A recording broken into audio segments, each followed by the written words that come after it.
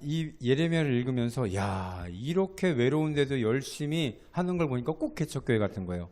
요번에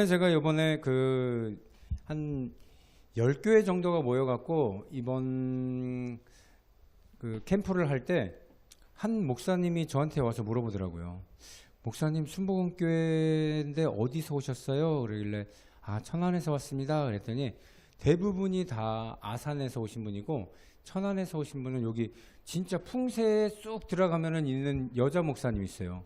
거기 목사님, 여자 목사님인데, 근데 제가 많이 본 것 같아요. 그랬더니 솜사탕 할 때 봤어요. 그러더라고. 목욕탕 왔다가. 그래갖고 아시는 분도 있고, 아이고 기억력도 좋아요. 그때 저기 이거 드리니까는 다른 사람 주세요 하셨잖아요. 그랬더니 별걸 다 기억한다고. 하여튼 그런 분도 있고, 아산에서 한 분은 13년 차이신데 그 목사님이 저한테 그런 얘기를 하는 거예요. 우리도 그 아산에 가면 옥수탕이라고 있대요. 그 건너편에 2층에서 상가교회를 처음 시작할 때 누가 그 상가교회 이제 조각구서는 처음으로 시작할 때 7년 동안인가 한 명도 안 오더래요. 한 명도. 야, 정말 마음이 너무 그랬는데 7년 딱 지나고 나니까는 사람들이 오기 싫어서 3년 동안에 거기를 가득 채웠대요. 그래서 한 3, 40명 되니까 하나님이 또 새 성전을 주시는데, 이제는 그 공터에 이렇게 지어놓은 성전인데 그 단독으로 돼 있는 성전을 어떤 교회가 이사 가면서 이거 내놨는데 여기 들어올래? 그래갖고 또 그렇게 덜컥 해서 갔다고 하더라고요. 그래서 거기서 13년째를 잘하고 계신대요. 그러면서 저한테 하는 얘기가, 목사님 얼마나 되셨어요? 그러니까 3년 됐어요. 그랬더니 3년 됐는데 애들이 저렇게 많아요? 그러길래 이번에 들어왔어요. 그랬더니 하나님 보내주실 때 모이게 되니까 열심히 하세요. 그런 얘기 하시면서 대신에 낙심하지 마세요. 저랑 같이 계신 또 목사님은 중간에 왔다가 많이들 나가서 그게 더 힘들어서, 그러니까 와서 정착해서 점점 늘어나면 괜찮은데 꼭 중간에 후루룩 하고 그냥 국물처럼 이렇게 다 마신 것처럼 사라진대요. 그랬을 때 교회가 힘들어서 못 일어나시는 분 많은데, 목사님 여기 계속 매년 오시면서 하나님께서 부어주시는 거 많을 거니까 기대하세요. 그런데 참 선배님 얘기니까는 희망이 있고 좋더라고요. 근데 개척교회가 그렇게 처음에 할 때 어렵고 힘들다라는 거를 그분이 아주 입을 마르고 닳도록 얘기를 해요. 주일날 눈 뜨면은 교회 가기가 싫대요. 막 아무도 없으니까. 사모랑 둘이 얼굴 보면서 예배를 한 3년까지는 버티게 됐는데, 그 다음부터는 저 종도 저희처럼 달아나갖고 문을 딱 열 때 종소리 나면 좋은데, 꼭 그런 소리가 나는 거는 사람이 잘못 와서 문 열어보고 갔을 때 막 이런 것 때문에 그냥 들어오지 뭘 나가, 그런 것 때문에 많이 힘들었다고 하더라고요. 그런 세월을 얘기를 해주면서 위로를 하시고 그러는데, 이 얘기를 왜 드리냐면 예레미야가 그래요. 지금 예레미야는요 40년째 홀로 목회를 하고 있어요. 그런데 누가 막 도와줘 갖고서는 잘하고 그러면 좋은데 아무도 안 도와주고 있는 거예요. 맨날 도망댕기고 감옥에 가고 진흙탕에 빠뜨리고, 이거 해먹겠어. 진짜 호주에 보면 이러신 분이 있어요. 그분도 40년 동안 길거리에서 공원에서 전도지 돌리는 분이 있거든요. 근데 이분이 40년 동안이니까는 한 사람도 전도를 못 한 거예요. 그래갖고 거의 죽을 때가 돼서 파킨스병이 걸려 있는데 어느 날 누가 찾아왔더래요. 보니까 목사님이 찾아온 거야. 근데 이분이 수소문에서 찾아온 거예요. 알고 봤더니 영국에서 목회를 하시는 목사님인데, 자기가 젊었을 때 호주에 왔다가 오늘 당신이 죽으면 천국 갈 자신이 있습니까? 예수님 믿으세요. 그 전도지를 받고 돌아가서 한참 생각을 하고 목사님이 된 거예요. 근데 목사님이 되고 나서 다시 이분을 한번 보고 싶어 갖고 왔는데, 이제는 나이 들어서 안 계시다. 그래서 수소문에서 찾아왔대요. 근데 이분이 신기한 게 뭐냐면은, 자기가 부흥회를 다니면서 교회마다 가면은 전 세계를 다니면서 이렇게 영국이신데 뭐 인도도 가고 뭐 아시아 쪽에도 오고 또 미국 쪽도 가고, 그런데 가는 데마다 그 목사님들이 나도 호주에서 그 거리에서 공원에서 전도지 받고 목사가 됐습니다. 이렇게 된 사람들이 14만 7천 명이었다는 거예요. 근데 누구만 몰랐어요? 이 복음 전하신 파킨슨 병에 걸려서 죽을 때까지 이분만 몰랐다는 거예요. 마치 오늘 예레미야 선지자랑 똑같습니다. 예레미야 선지자도 눈에 보여서 자기가 복음을 전해서 그 자리에서 눈에 보이고 변화된 사람이 한 사람도 없어요. 그렇지만은 아마 제가 생각했을 땐 그런 것 같아요. 포로기로 가서 그때 예레미야 선지자가 그걸 외쳤던 걸 우리가 들었어야 되는데 하면서 그때 회개하고 다시 눈물로써 주님 앞에 돌아온 사람들이 많았을 거다. 그런 생각을 해보게 됐습니다. 오늘 본문 배경이 그렇습니다. 40년 동안 감옥에 또 죽음 앞에 위협적으로 살면서 실패한 개척교회처럼 살아갔던 예레미야는 오늘 성경을 통해서 우리에게 놀라운 것을 보여주는데 그게 뭐냐? 예레미야가 힘들 때마다 나타나서 도와준 사람을 제가 발견을 했어요. 그래서 개척교회 소망이 있다. 제가 왜 이 얘기를 하냐면 예레미야를 도와준 4명의 사람을 오늘 한번 알아보도록 하겠습니다. 그래서 이 하나님이 주시는 위로 반드시 있다라는 것을 여러분들에게 먼저 말씀드리면서 자, 본문을 좀 알아보도록 하겠습니다. 자, 눈물의 선지자라고 했습니다. 결혼도 하지 마라, 자식도 낳지 마라. 복음을 전할 때마다 맨날 도망 다녀야 되는 그 눈물의 그 예레미야 애가 보면은요, 그 눈물을 흘리는 장면이 나오는데 그것 때문에 그런 것 같아요.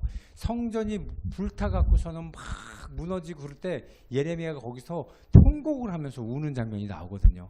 그걸 보면서 눈물의 선지자 예레미야라고 얘기하는데 개인적으로도요, 맨날 실패만 하니까는 본인이 울면서 하나님 앞에 매달리는 게 하루 이틀이 아니었을 거다. 그래서 눈물의 선지라고 하는데 오늘 어떤 인물들이 도와줬냐면요, 예레미야가 복음을 전한 지 18년 정도 됐을 때 첫 번째 나오는 사람이 누구냐면 장로들과 아히감이라는 사람이에요. 이 사람은 여호와 김이라고 하는 왕이 등극했을 때 예레미야가 18년, 19년째 이 복음을 전하고 있었어요. 어느 날 예레미야가 그 성전의 뜰 안에 이렇게 들어가 갖고서는 이렇게 얘기합니다. 예레미야 26장 4절에서 6절인데요. 너희가 회개하지 않으면 이 화려한 성전도 옛날 실로처럼 완전히 무너질 것이다. 이렇게 말하니까 사람들이 이 말을 듣는 순간에 제사장들과 선지자들이 눈이 뒤집혀 갖고 성난 군중들 같이 달려들어서 그 사람 죽여야 된다, 저 사람을 죽여야 된다, 이렇게 말을 하고 있어요. 그때 예레미야가 제사장들과 선지자들, 이 예레미야 26장 8절에서 11절에 뭐라고 나냐면 예레미야가 여호와께서 명령하신 말씀을 모든 백성에게 전하기를 마침에 제사장들과 선지자들과 모든 백성이 예레미야를 붙잡고 이르되 내가 반드시 죽어야 하리라. 죽인다고 사람들이, 군중들이 모였어요. 아니, 한마디 하나님이 전하라는 얘기. 우리 밖에 나가갖고선 제가 오늘도 밑에 가갖고 아이스크림을 사오면서 보니까 그 미용실에 사람이 가득 있어요. 그래갖고 야, 이걸 하나씩 전해주고 예수님 믿으세요 한번 해야 되겠다. 그리고 하나씩 주니까 더우니까 덥숙덥숙 받아요. 그리고 머리 자르고 있는데도 저 비비빅이요 막 이래요. 그래갖고 그걸 해갖고 한 10개는 주고 온 것 같아요. 그러면서 제가 나올 때 오늘 주일인데 예수님 믿으세요 이렇게 얘기를 했더니 우리 또 강성란 성도님이 4층 목사님이셔 4층 막 이러면서 거들으시는 거예요. 그런데 봐세요. 제가 이렇게 딱 말했는데 거기 있는 사람들이 저 사람 죽여야 돼 이렇게 말한다면 그게 지금 예레미야가 그 당하고 있는 그 모습이라는 거예요. 여러분 생각을 해보세요. 땅끝까지 이르러 복음을 전하라고 하나님, 예수님 말씀하셨는데 나가서 우리는 열심히 복음을 전하는데 한마디 했다고 이 사람들이 갑자기 막 아파트에서 15층부터 막 주르륵 내려오더니 저 사람 잡아 죽어야 돼. 그러면 아니, 내가 하나님이 전하라는 거 전했는데 왜 날 죽이려고 그럴까? 예레미야가 그런 생각을 했을 거라는 거예요. 그랬는데 그때 당장이라도 돌을 맞아 죽을 것 같은 그 상황에 누가 나타나느냐? 이때 장로들이 나타나서 뭐라고 얘기하냐면 예레미야 26장 18절하고 19절에 모레넷 사람 미가의 비유를 들으는 거예요. 미가라는 선지자가 있었는데 유다 왕 히스기야 시대에 예언하여 이르기를 만군의 여호와께서 이같이 말씀하셨느니라 라고 하면서 얘기했대요. 시온의 밭같이 경작될 것이며, 시온이라는 것은 그 예루살렘에 있는 전체를 그 전체 중에서 그 다윗성을 이야기하는 거예요. 야, 예루살렘 안에 시온성이 있는데 이것은 다윗성이야. 그런데 거기가 어떻게 되느냐? 밭같이 경작되니까 뒤집어 버릴 것이다. 여기가 이렇게 얘기하는 거고요. 예루살렘은 돌무더기가 될 것이다. 그 예루살렘 전체가 전쟁으로 폐허가 돼서 돌무더기가 될 거라고 얘기하고, 이 성전의 산은 산당의 숲같이 되라. 이 성전 어디예요? 예루살렘 안에 있는 그 성전은 산당의 숲과 같이 되리라. 산당을 다 없애버렸을 때 풀만 나고 거기가 없어진 것처럼 너희가 믿고 있는 이 성전도 그렇게 될 것이다 라고 미가가 그렇게 얘기했는데, 그때 유다왕 히스기야가 모든 유다가 그를 죽여라 이렇게 얘기했는데 히스기야가 여호와를 두려워했대요. 그래서 여호와께 간구하며 여호와께서 그들의 선포한 재앙에 대하여 뜻을 돌이키지 아니하였느냐. 그 말을 듣고 뜻을 돌이켰다라는 거예요. 미가 얘기를 들었다라는 거예요. 우리가 그러니까 지금 예레미야가 선포한 말을 듣지 않으면은 우리도 심히 괴롭게 될 수 있다라고 이야기를 장로들이 대변을 싹 해줬어요. 몇 명 장로들이. 그런데 여기서 끝난 게 아니라 예레미야 26장 24절에 보면 사반의 아들 아히감이라는 사람이 나와요. 이 사람이 예레미야를 도와주어 이렇게 나오죠. 그래서 그의 백성의 손에 넘겨주지 아니하며 죽이지 아니하리라. 여기서 근데 아히감이라는 사람이 어떤 사람이냐 물어본다면 사반의 아들인데, 사반이 누구냐면은 국무총리 같은 사람이에요. 국정을 다스리는 사람. 그러니까 높은 고위직에 있는 아들 아히감이 그렇게 했다라고 하니까 장로들이 이렇게 하면 안 됩니다. 미가 선지자랑 똑같은 얘기를 했는데 저 사람 얘기를 좀 들어야 됩니다. 그랬더니 반신반의하고 있을 때 그때 누가 나타났냐? 국무총리와 같은 아히감이 딱 나타나갖고, 그래, 이 사람을 내가 예레미야를 도와줘야 되겠다. 그들을 백성 손에 넘겨주지 않고 죽이지 아니하리라. 이렇게 하고서는 예레미야를 도와줬다라는 얘기예요. 저는 이걸 보면서 이야, 정말 18년 만이에요. 18년, 19년 만에 복음을 전한 지. 그러니까 개척교회 18년, 19년 만에 자기 편 한두 사람이 지금 생긴 거예요. 할렐루야 아닙니까? 희망이 있습니다, 여러분. 그래서 이렇게 지내다가 두 번째로 또 도와주는 사람이 나타났는데, 그게 누구냐? 이제는요, 예레미야가 하나님 말씀을 전하면 전할수록 백성들이 반발이 심해졌어요. 그때 누가 나타났냐? 두 번째 인물 바룩이라고 하는 사람이 나타납니다. 이 바룩이라는 사람은 어떤 사람이냐면요, 예레미야가 이제 감옥에 갇히게 되니까 예레미야의 하는 말들을 전부 다 적는 서기관 역할, 서기 역할을 한 거예요. 그래갖고 야, 내가 하는 말 너 양피지 들고 다녀. 거기다 지금 다 적어. 그래갖고서는 메시지를 전할 수 없는 위험천만한 지경에 이르렀을 때 한 청년을 예레미야에게 하나님이 보내주셨는데 명문가의 자제였던 바룩이었다. 정말 대단하지 않습니까? 그냥 예레미야한테 보내준 사람들은 전부 다 뭐냐면 지금 우리 공화당의 조원진 대표님 이런 사람들 보내주는 거예요. 그러니까 정치적인 사람들, 권력 있는 사람들을 보내줘서 예레미야를 도와주는 거예요. 지금 바룩이라는 사람이 바로 그런 고관의 사람, 명문가의 아들 바룩이었다라는 거예요. 그러니까요, 예레미야 36절 4절에 뭐라고 나오냐면 이에 예레미야가 네리야의 아들 바룩을 부르니, 네리야라고 하는 사람도 고관이었습니다. 그 아들을 불렀더니 바룩이 예레미야가 불러주는 대로 여호와께서 그에게 이르신 모든 말씀을 어디에 기록하냐? 양피지 두루마리에 다 기록한 거예요. 그러니까 바룩은 왕실 고위 관료를 배출한 초특급 명문 가정 자제였는데 그냥 잘 먹고 잘 사는 집이기 때문에 이런 일 안 해도 돼요. 왜? 세상에 비난받고 있는 사람은 옆에 가갖고 도와주게 되면 자기도 손가락질 받는데, 근데 딱 보니까는 믿음이 있는 사람이었어요. 그러다 보니까 어떻게 해요? 아, 이게 정의다. 내가 정의를 따라가야 되겠다. 그렇게 되니까는 예레미야를 하나님의 명령을 통해서 바룩이라는 사람이 도와주러 갔다라는 거죠. 그래서 나중에 여호와김이라는 왕이 이제 나타나서 이 그동안 썼던 거 있죠? 그런 거를 전부 다 화로에 불살라 버릴 만큼 굉장히 탄압이 심했는데, 예레미야 36장 26절 끝에 보면요, 여호와께서 그들을 숨기셨느니라, 보호해 주는 장면이 나타나요. 그러니까요, 여러분, 우리가 생각을 해볼 때 하나님의 일을 하는 사람들은 누가 나타나서 도와주면 고위 관료라고 생각을 여기서는 이렇게 나오겠지만, 또 하나 믿음의 사람이었다라는 거예요. 그러니까 하나님은 어떻게 합니까? 이들을 도와주는 일까지 하나님께서 직접 하신다는 그 말씀까지 나오게 되는 겁니다. 그러니까 여러분들이, 우리가 지금 여기 모여서 합력하잖아요. 이거는요, 우리가 그냥 내가 자발적으로 나와서 예배드리거나 자발적으로 뭐를 도와주는 게 아니라 하나님이 여러분들을 보내주시고, 또 여러분들이 우리가 합력해서 복음을 전할 때 여러분들의 숨물길이 있으면 피할 길도 알려주시고, 또 잘한 일에 대해서는 드러나게 하셔서 하나님이 이렇게 하셨습니다라는 고백을 할 수 있게 만들어주신다라는 걸 믿으시길 바랍니다. 자, 세 번째로 도와줬던 사람은 누구냐?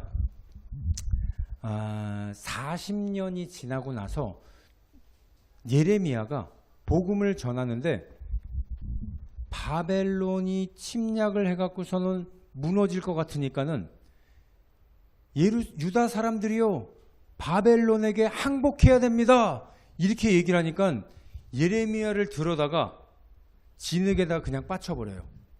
근데 그 진흙에는 물기가 없기 때문에 이렇게 점점 들어가는 진흙이라서 여기까지 올라가는 거예요. 점점 움직일 때마다 빠져 들어가는 그런 진흙이었다라는 거예요. 그때 누가 나타나느냐?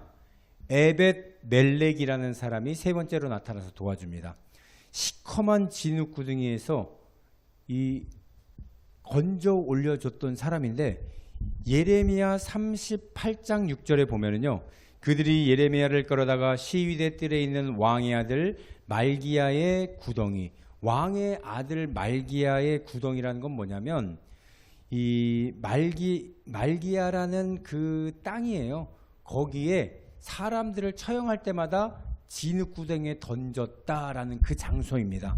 그 구덩이에 던지기에 예레미야를 줄로 달아 내렸는데 그 구덩이는 물이 없대요.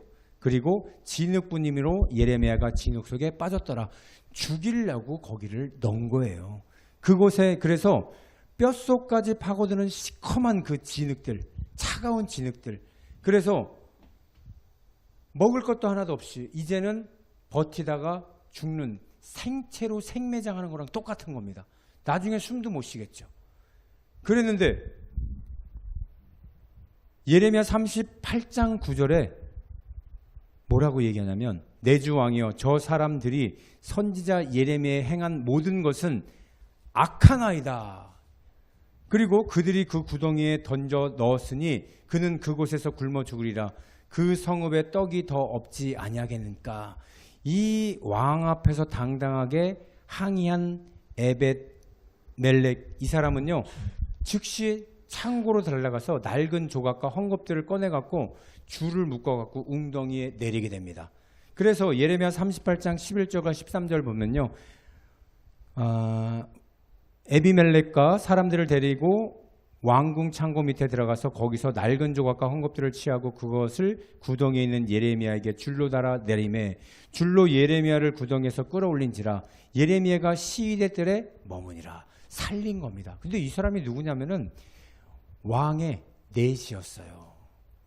옛날에 보면 내시 전에 있던 그 가장 큰 내시, 왕한테 바른 소리 많이 하죠. 근데 출신도 이방인이에요. 에디오피아, 구스 지방이라고 하는데 거기가 에디오피아거든요.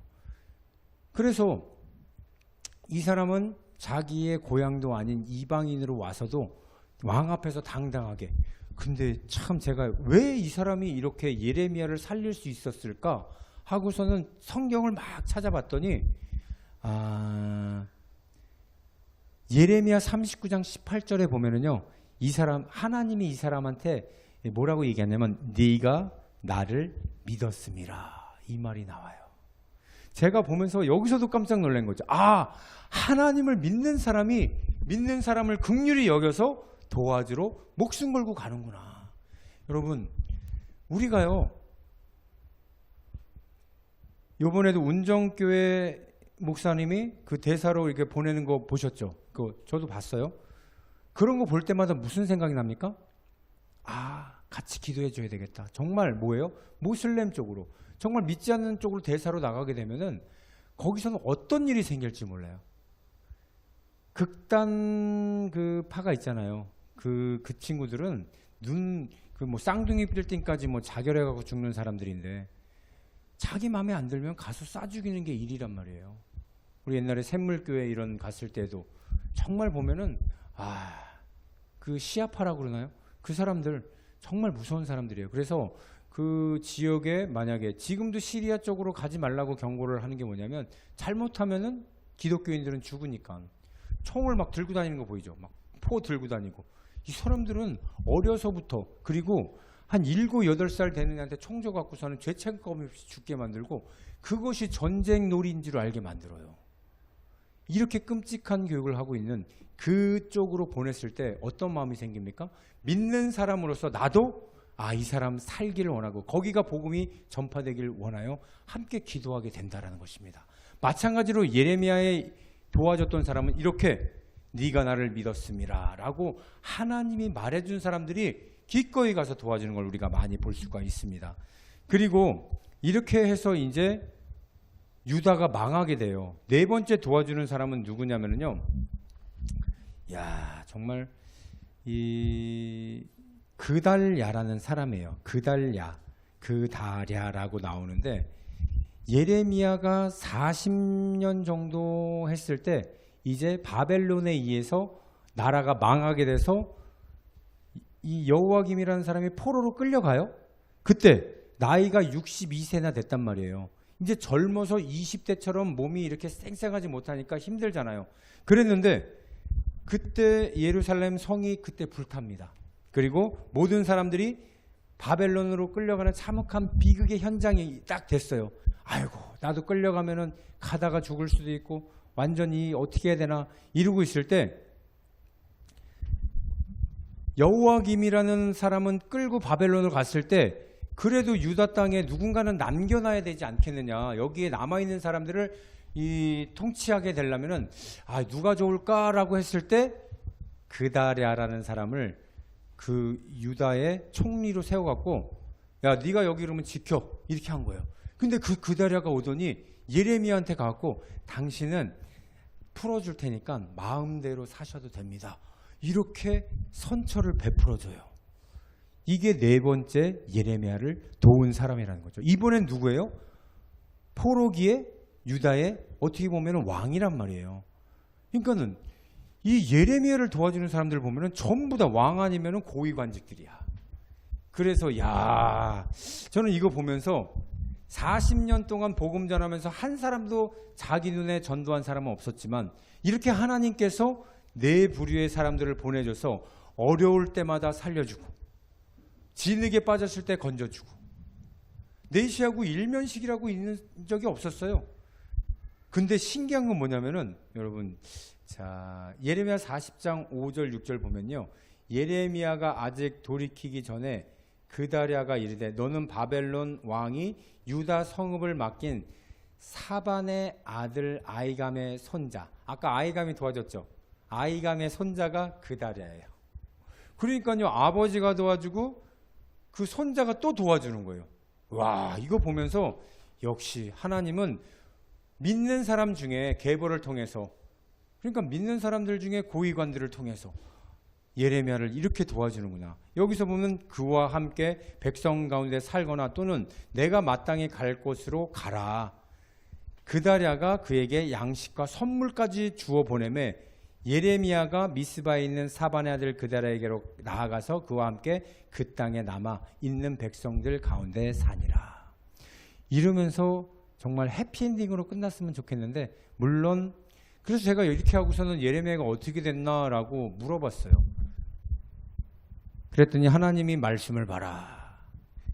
어떻게 되느냐? 말씀에는 안 나오더라고요. 근데 유다의 그 역사서에 보면은 예레미야는요, 사람들에게 끌려가는데 유다 사람들이 이 그다랴를 죽여요.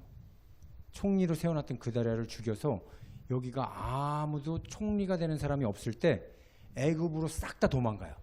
그때 예레미야, 너도 그다랴랑 한패 아니야? 너도 끌고 가.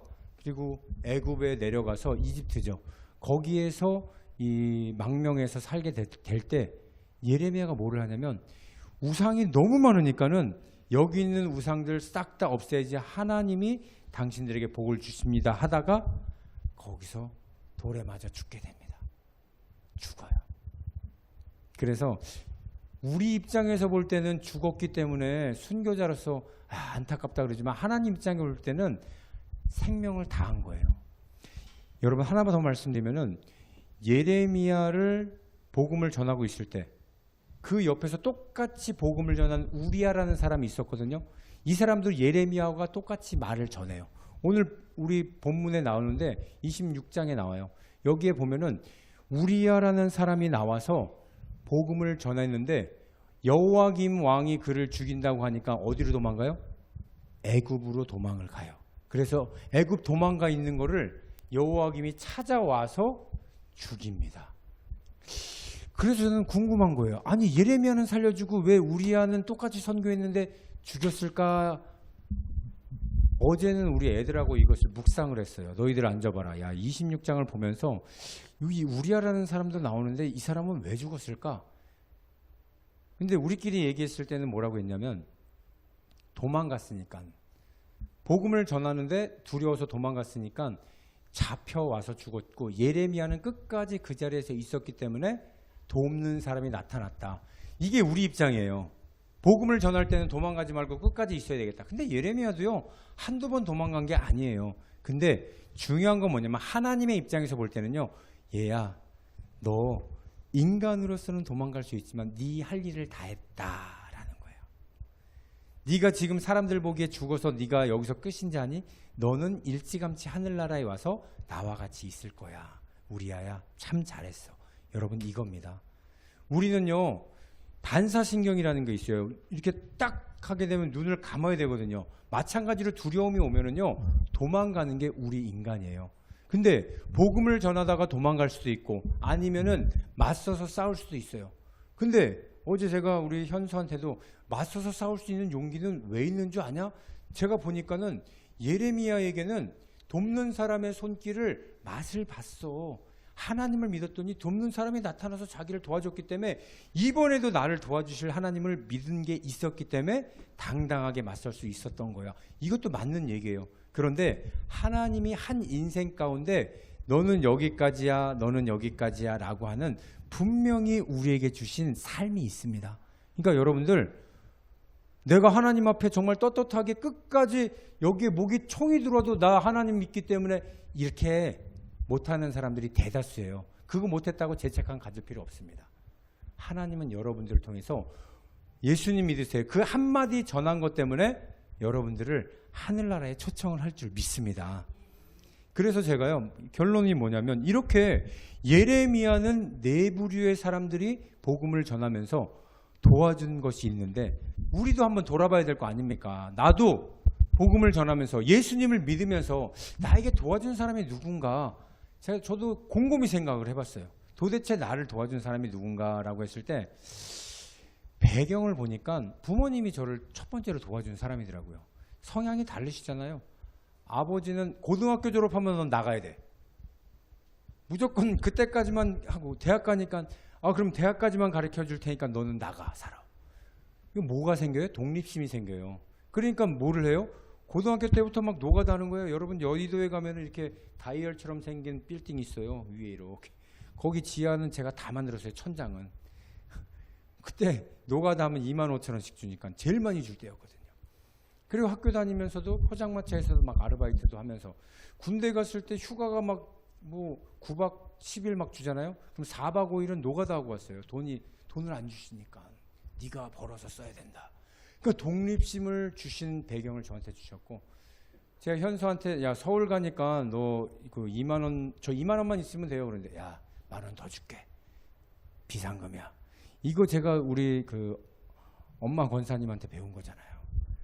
차 타고 초등학교 4학년 때 버스 타고 다니려고 그러면은 1,000원짜리 이렇게 탁 더 주면서, 그때 60원이었어. 60원 차비가 1,000원짜리 이렇게 아빠 몰래 이렇게 탁 주면서 야 너 이거 그 비상금이야. 잘 갖고 댕겨.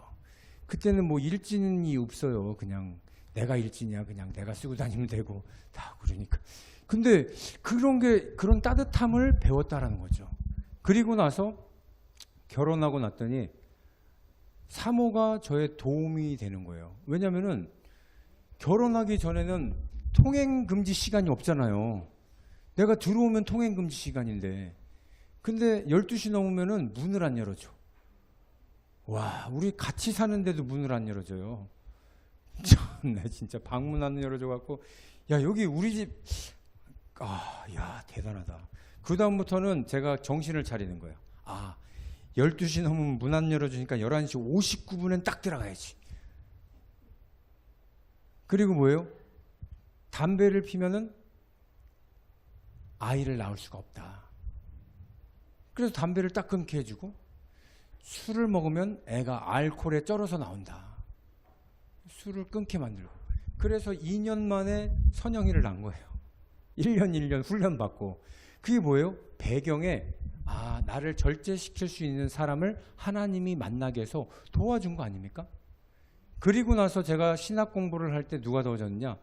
저는 이 전 교회 목사님이, 전 지금 연락은 안 하지만 그 교회 목사님이 감사한 거예요. 왜냐면은 저한테 몇 번 신학 공부를 하라고 권면을 했어요.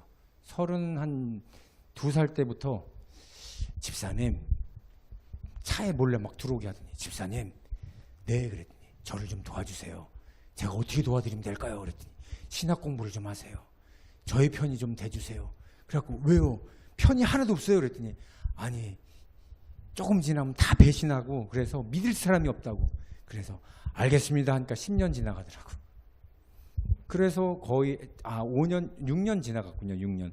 그래서 그 30대 후반에 이제 신학 공부를 했는데, 그때부터 거의 한 10년 동안 넘게 학비가 없으면 보태주시고, 또 제가 나이가 있으니까 사역할 때가 다른 데 가면은 없을까 봐 그냥 여기서 사역하세요.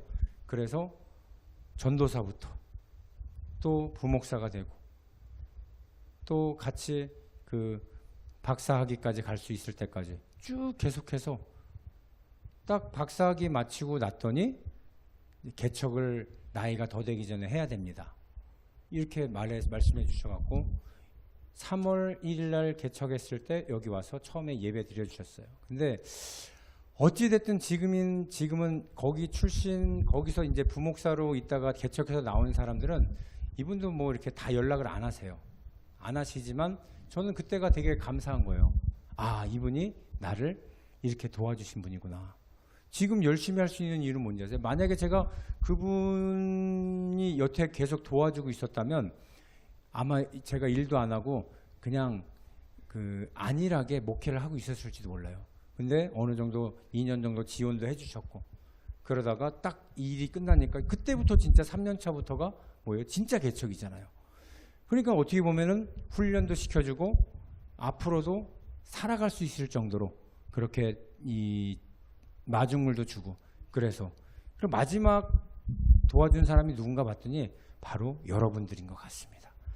여기를 왔는데 깜깜하잖아요. 벌써 두 번, 세 번 정도 여기에 교회에 있었던 분들이 나갔단 말이에요. 그리고 제가 알기로도 여기를 보고 교회는 참 좋아요. 근데 들어오는 길이 멀어서요. 가다가 다 새요. 그래갖고 여기를 하려고 했던 목사님들이 아무도 안 하는 거예요. 그랬는데 우리 김종순 집사님이 저기 얼마 안 됐어요. 며칠 안 돼서 수요일 날 도복도복 이렇게 걸어오셔갖고 예배에 들어오시고, 우리가 거기 백석동에 살다가 이제 일로 이사 와야 될 것 같은데 정성래 집사님한테 교회에 그래도 한번 와보세요 그랬을 때 차량 운행한다니까는 그래도 와서 예배 드리기 시작하시고, 그러니까 이 두 분이 하나님께서 보내주신 바룩 같기도 하고, 그렇죠? 그래서 여기가 시작되는데, 저는요, 그리고 점점 우리에게 필요한 사람들을 보내주시는 것을 저는 경험을 합니다. 하나님, 우리 반주자가 필요합니다 그랬더니 제가 얘기했죠. 어제 그 캠프에 갔을 때 머리 이렇게 없으신 목사님 1년 동안 반주자 보내달라고 기도했더니 그 교단에서 그 반주 기계를 보내줬대요. 최신 버전이라고. 그러면서 자기가 쓰던 거 목사님 드릴 테니까 가지세요 그러길래, 아유 우리는 생음악이 더 좋아요. 우리는 그냥 칠게요. 그래서 안 받아왔는데, 그렇게 되지만은 어찌됐든 반주자가 저렇게 키워서 하나님이 세워주시고, 또 우리 식당에서 이거 여기 같이 할 사람 필요합니다. 아이들 필요합니다. 이랬더니 우리 또 장은희 권사님이랑 또 차량 운행할 사람 또 우리 안수 집사님 보내주시고, 그쵸? 우리 장로님 딱 저기 시작할 때 보증금 얼마냐? 예, 하고 내주시고. 이게 다 하나님께서 여기를 믿음의 행보를 걷는 그 길에 돕는 사람을 계속 붙여주시면서, 공짜는 근데 하나도 없어요. 여러분들 반드시 하나님 여러분들에게 그만큼의 복을 여러분들에게 갚아주실 줄 믿습니다. 그래서 여러분 마지막으로요, 저는 더 기대되는 건 앞으로 올 아이들과 성도님들이 더 기대가 돼요. 과연 어떤 사람들이 이곳에서 우리와 함께 예배하면서 하나님 나라를 확장시켜 나갈까? 이야, 너무 궁금하더라고요. 어제 광만성 목사님, 거기 배방제일교회 목사님들 같이 엘리베이터를 타고 영화 끝나고선 내려오는데 저를 보더니 인사를 다 하고, 아이고 목사님 안녕하세요 그랬는데, 거기는 애들이 하나도 없어요. 어른들만 다 있고. 근데 우리 그때 애들 하나도 없을 때 보다가 애들이 너무 시끄러우니까 엘리베이터 오니까 먼저 가세요. 그런 걸 보면서 정말 하나님이 여기는 아이들 은사를 주셨군요. 이렇게 그런 걸 보면서 저는 앞으로가 기대되는 게 뭐냐면, 하나님께서 어제도 김 목사님 조금 지나면은요 팝콘 기대해서 애들 따뜻하게 팝콘 막 튀겨주면은 애들 막 튀어온다고. 그래 얼마나 앞으로도 하나님이 돕는 손길과 함께 복음을 전할 수 있는 사람들이 뭉쳐져서 갈 수 있도록 만든다면, 저와 여러분들이 정말 어떻겠습니까? 개척교회 어떻겠어요? 소망이 있습니다. 여러분들 가정에도 소망이 있습니다. 또한 여러분들의 사업장과 직장에도 반드시 소망이 있습니다. 그런 우리 교회 성도님들, 저와 여러분들이 되시기를 주님의 이름으로 축원드립니다.